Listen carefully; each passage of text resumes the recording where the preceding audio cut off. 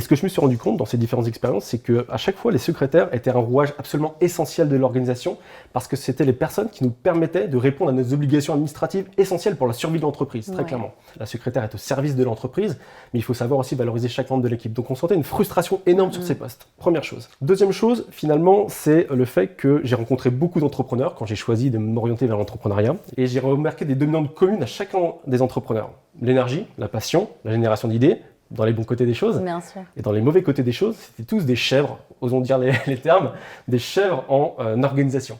Donc ils ne savaient pas gérer leur administratif, ils ne savaient pas gérer leurs obligations. C'est toujours un vrai pain point, quoi, l'administratif. Tu l'as dit même toi-même, tu n'aimais pas ça.